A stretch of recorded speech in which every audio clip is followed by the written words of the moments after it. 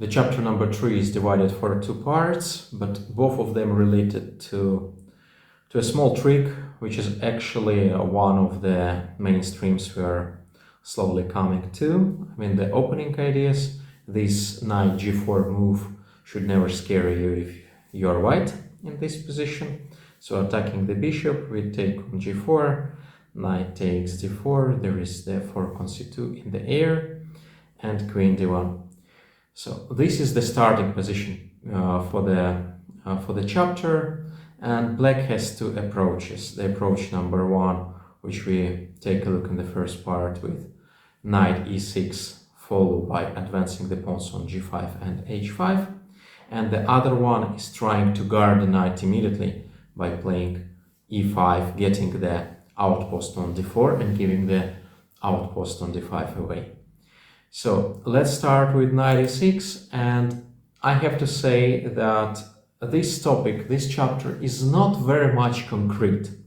So we're gonna look for some very typical games, discovering and showing the ideas of black in this type of position, and also, according to them, the white's reaction. By the arrows, you can see the very easy plan. It looks easy, but not so easy to play it than to show. Queen goes to a5, active queen. Pawn are getting the space with g5, h5. Knight is having the square on f4, at the same time preventing white from advancing the queen side pawns with the c5. Black playing b6, d6 again to stop c5. Bishop b7 and trying to get some play on the king side. Well, sounds very nice, but there is a problem, of course. Same problem as in all Maroczy system. Black really lacks the space. So there are 2 options, both playable, both normal. Queen d2. Well, I give you a little hint and a little task. If black to play, what would you consider? I think the answer is easy. It's bishop takes c3. So queen d2 and rook c1, both moves preventing bishop takes c3 not to double the pawns.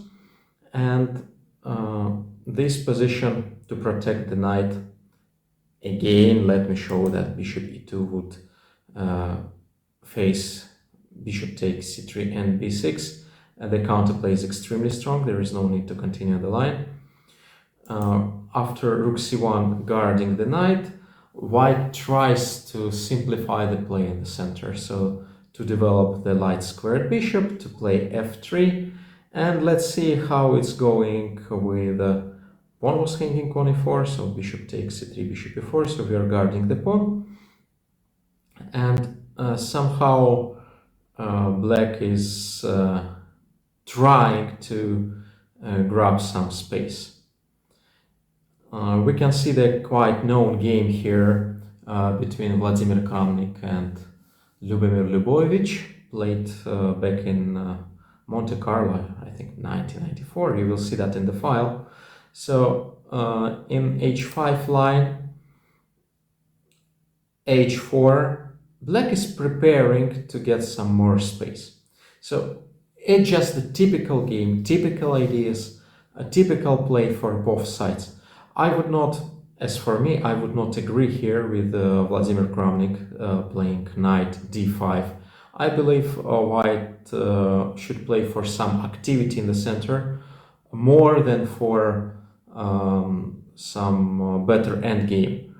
I mean, black's king, especially with the pawn on h4, without opportunity to be castled on both sides, looks quite weak. Therefore, I would try to keep the queens on board, as I show in the line, preventing black from the play on the king side first of all, and preparing knight d5 slowly. By the way, be careful here. Let's say if you make the useful move like bishop f1, you might face a very tricky answer like h3, breaking your structure, and after g3, g4. So black is really improving on the long diagonal h1, a8, and weakening the pawn on g4. Therefore, let's start first with h3 move. in this position, and then your play is following: bishop to f1, rook to c2, queen to c1. Let me put some arrows: bishop f1, rook c2, queen to c1, followed by knight d5. And black is unable to get the advantage of these squares, because it's gonna be only one-sided play potentially. King side is fully blocked, and one-sided play on the queen side. So we just show in this part the opportunity of black to get advantage of the endgame, and kind of very typical play of black in this endgame. So another great trade is bishop h6. I want to exchange those bishops to get this structure with pawn on g5 even better, and then, already having the control over dark squares, I will start preparing my king, like centralizing my king, and preparing to push d6 and e6. So let's take a look how Lubovich made that. I especially mark the pawns on the color of the bishop, so the bishop is quite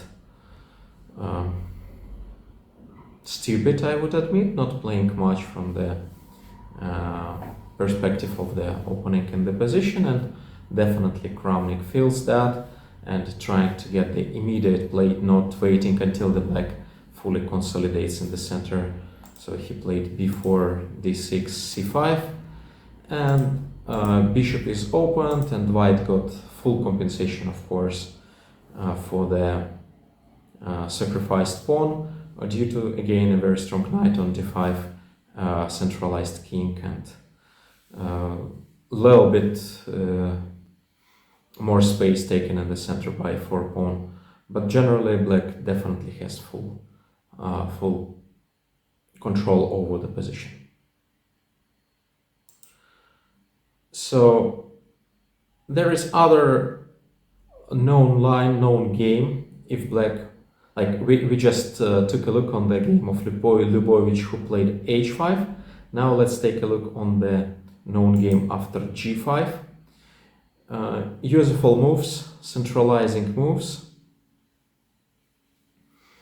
After rook d8, bishop on e5 is kind of nicely looking piece, but at the same time we have to remember about the queen's position of black, because queen is really locking the squares on board, and white tries to prepare b4 at some point to catch the queen. So after b4, queen takes a3, there would be knight b5, and it's already not so easy to find the square. Black seems to be in time to get this e5 square for the queen, not to be trapped. And once again, I admit that after knight d5, black is trading the queens, and it's kind of very easy to be played without queens on board for black, because they have enough space, they have nice pawn, and to break through with white also requires some time. So black is quite okay here. Therefore, from the white side, we're trying to use the uncastled king of black and saving in these lines, saving the queens on board. So bishop takes f4, gf4, now b4, queen g5, queen takes a3, we just play knight d5, and king is uncastled and queen is almost trapped.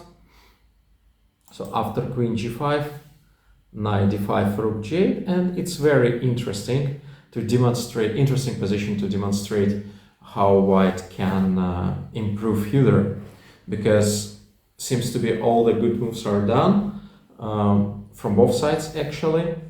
And as I said, white needs to open up, and this plan with delivering the pawn to a5 is quite obvious, but at the same time quite necessary. Viktor Lvovich Korchnoi new that and gain this pawn, and of course it's not enough play here on the black side.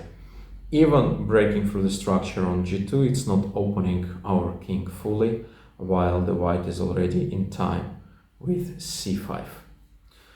Rook is hanging, by the way. So we just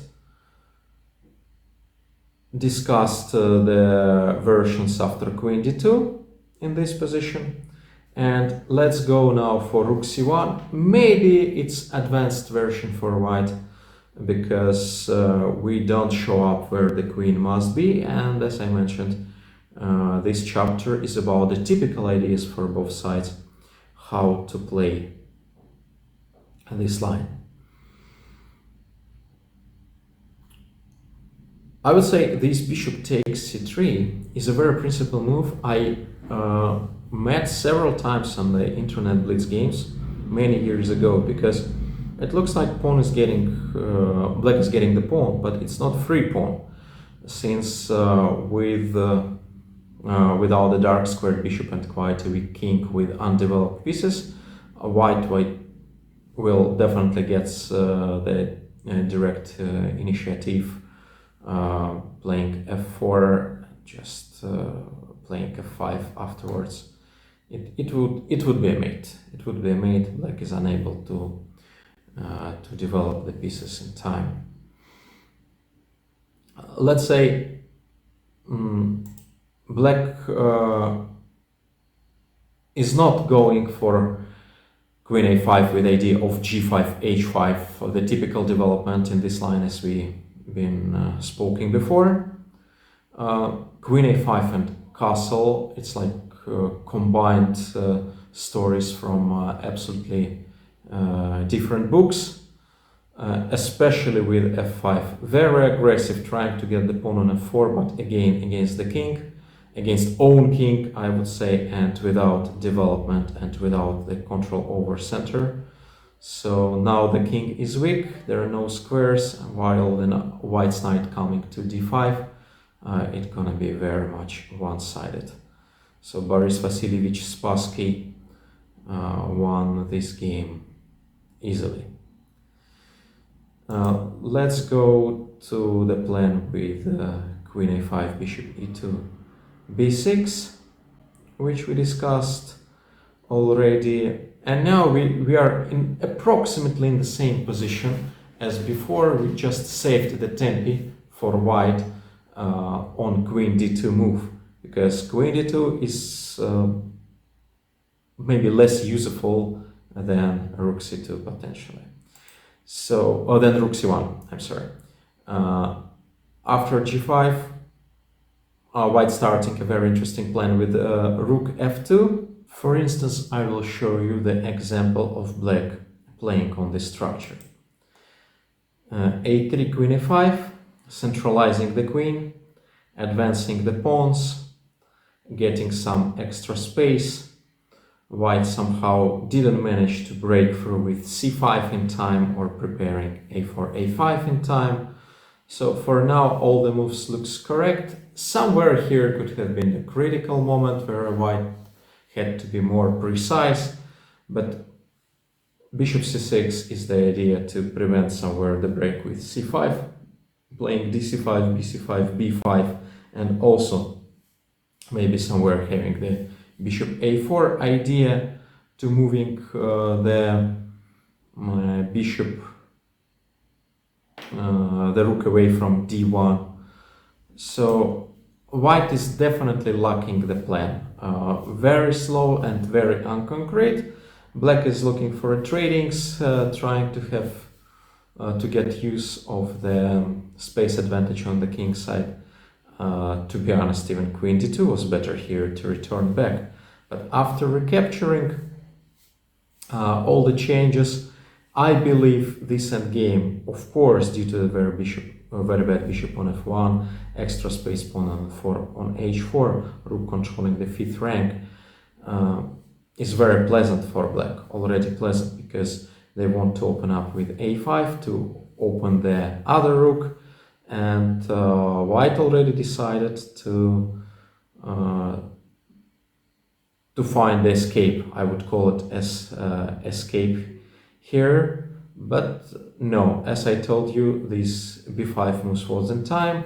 There are no entering squares for the rook, and you see the brilliant example of endgame technique by famous Bent Larsen. All the structures are broken. 1 pawn island, 2, 3, 4, 5, and you see how good black position might be in case the white side is inaccurate. Let's return. Rook f2 with idea of bishop f1 first to secure the king, not to exchange any piece, and then a3 before attacking the queen. Rook f2 actually is very multifunctional move because somewhere you can use the rook on the second rank. h5, bishop f1, queen e5. A rook d2, attacking the pawn d6, and knight d5. And somehow in this position, due to a very good rook and very easily advanced pawns with a4, a5, and then c5, white got objectively very pleasant position. So this system with knight e6, g5, h5 is interesting, and the pawn structures arising there are very interesting. But however, objectively, if both sides understand what's happening on board, it's obviously worse for black, because this side pawn attack doesn't bring anything. As a summary, you have to remember from the white side not exchanging the queens, saving some minor pieces on board, and preparing to advance with a4, b4, c5, and a5. White is better.